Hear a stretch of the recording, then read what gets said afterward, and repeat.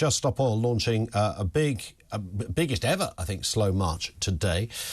This was 200, targeting 14 locations across the capital city today. The climate change group has pledged to paralyse London over the coming weeks with slow marching columns 10 times bigger than any previous marches. Violence spilled out during this morning's rush hour as lobby groups yet again disrupted traffic and crucial road networks. The Met Police said it removed 183 protesters and arrested 21 so far. Chloe Nadrett is a spokesperson for Just Stop Oil. Afternoon to you, Chloe. Hello, Ian. Thank you for having me on today. It's a pleasure. Nice to have you. I'm assuming you weren't nicked and arrested by dint of the fact we're sitting here talking. That's correct. Tell us a bit more about it. What was the deal here? So it was just ever present in as many places as you can. Does it speak for itself? More profile for your cause? Well, it does. I mean, it's not my cause, Ian, it's our cause. And I just want to address, I've come into this conversation and just listened to some of what your previous guest was saying. And I think your listeners need to be really aware that anyone who is telling them that this is not an emergency and that this is not an extreme situation that we're in that threatens everything that we rely on to live safe and comfortable lives is being lied to. And any suggestion that there's nothing to worry about at the moment is simply misleading and borderline criminal, because what people need to be extremely aware of at the moment is that these heat waves are exactly why we're on the roads. So what's happening is that the fossil fuel emissions that we are creating that power our global economy, they're creating a blanket of pollution around the earth, and that is trapping heat into our atmosphere. And that is why we're seeing temperatures that have never been recorded throughout the period of time in which humans have existed and thrived on this earth right now. We've just had the hottest week ever recorded in the last 100,000 years. Can I just, the entire Chloe, period in which humanity has thrived. Just on that point, because yeah. I come at this from, arguably a very naive standpoint. So I'm just asking questions here on all sides of this discussion. I don't suppose I'm much different from many other people on this, so I absolutely stand to be educated. But when you look around us in terms of fossil fuels, I'm sure you will give me numbers that counter everything I'm about to say. I look at a world that uses far less of this stuff than anything we ever did before. We're unrecognisable in terms of how we fuel our cars. Industry, if you look at the machinery and the big old chimneys that we used to have blurting out guff and all sorts of toxic nonsense, all of that, not everywhere in the world, but certainly in many countries in the world, it looks nothing like it did even 20, 30 years ago. The way we insulate our homes, the things we make roads out of, the type of things we make products out of, the stuff we don't make at all anymore. How can it be worse now than it was 30 years ago? Well, Ian, thank you for, essentially admitting to the fact that this isn't an issue on which you're especially well educated, and thank you for inviting me to come back at you on that. This is the most important issue that humanity has ever faced, and I think it is your duty as a broadcaster to really get yourself up to speed on this and not be repeating incorrect information to your viewers. They deserve better than that. Which is why I'm asking the question, because that's the perception most of us have, that we drive around in different cars, we have industry looks like it never looked before. We can't be using more oil than we were 30 years ago. But we or are you going to tell simply me we are? Because emissions are still rising.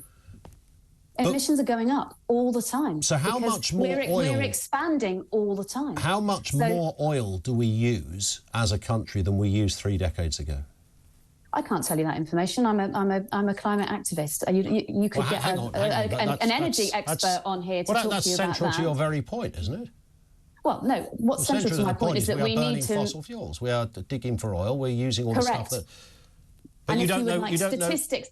And if you would like statistics on that, I suggest you get an energy expert to come and talk to you. I'm a mum of 2. You're just saying we use more without knowing how much more. It might even be less. Emissions. But you were talking to me about education a second ago, and you don't actually know the answer to a fundamental question in your own argument. I have that information from the Intergovernmental Panel on Climate Change. That's the UN's climate experts. But you don't have that information. Top 1,000 scientists. Well, look, I don't need to have that information. All I need to do is explain to you why I am here as a mother taking this kind of action while we look at a world which is becoming too hot for us to live in. What that means, these rising temperatures, it means that we can't grow crops. It means that we're going to have a water crisis. It means my children are going to be fighting other children for food and for water within their natural lifespan. Do you think that's going to happen in this country? We'll have kids, my kids will be fighting your kids for food and water?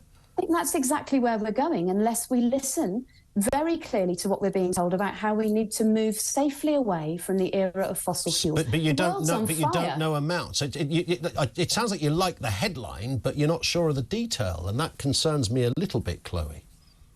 Well, that's not my job being here to speak to you on behalf of Just Stop Oil. There are energy experts and climate scientists who would come on and tell you that information. You're literally called Just Stop Oil, but you don't know whether we use more or less of it. I'm telling you we use more oil. Our emissions are rising. That's a verified fact. That's verified by the Intergovernmental Panel on Climate Change. I don't need to be a climate scientist. If I were to check the literally oil consumption of this country per capita, it would be greater today than it was in 1972.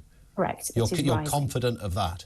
I'm absolutely confident of that. Okay, answer me this if you can. That's why we need to transition away from fossil fuels and onto safe, sustainable, green, renewable energy, which will cost us less. So it will help people who are unable to heat their homes in the winter. Okay. And it will not be contributing to that. But we are transitioning in that direction, of course. We are transitioning. But nowhere near fast enough, Ian. We're sending £236 million of taxpayers' money in this country every week to the fossil fuel industry in subsidies. We're not investing anything like that in renewable technology. In terms of people coming on board with this, can you name a government anywhere in the world that agrees with everything you've just said?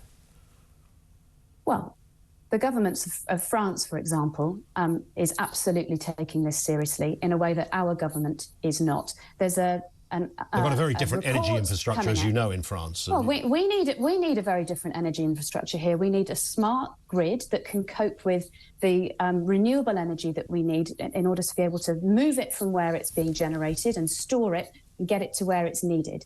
And there's a report coming out later this week from DEFRA, which is on the National Adaptation Programme, and it says that our response to global heating, which is going to affect the UK, is very weak. It lacks urgency and it lacks But who scale. around the world is, bearing in mind, you've just drawn a picture, if you like, of our children fighting over food in their lifetime. I've got young kids as well, in their lifetimes. So with that in mind, I mean, do you think that Rishi Sunak or Scholz or Biden or any of these people really want to put their name to that? I mean, they didn't take them a second to act when they thought COVID was going to kill so many people. Why would they be that relaxed? Does it not lead you to believe that maybe you're kind of getting perhaps a little ahead of yourself on how bad this is going to be, and there is a room to transition rather than this one-size-fits-all sledgehammer response which you guys are looking for? Because no government agrees with you.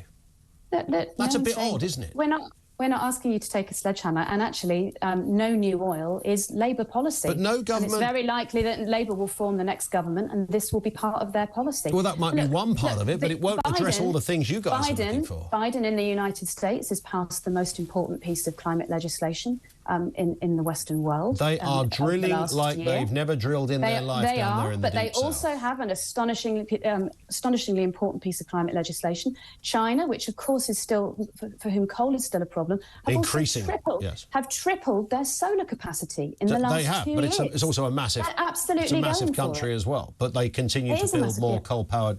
Yeah, but our government is behind, and it's behind on its own targets. But it doesn't matter whether it's up. I mean, this is a collective, right? It would have to be a global. Yeah, we've all got to do it. So no country is doing what you really want them to do, and surely you must scratch your head on that and wonder why that would be. I don't want to scratch my head or wonder. I know exactly why it is. It's because our economies are controlled by the CEOs of the energy companies who think there's still a bit more profit to wring out of their business. That's a false argument, isn't it? The idea that they're going to, doing a favour for their mates at Shell or BP for the destruction of the inevitable destruction of the planet. Our government took £3.5 million from fossil fuel lobbyists just last year.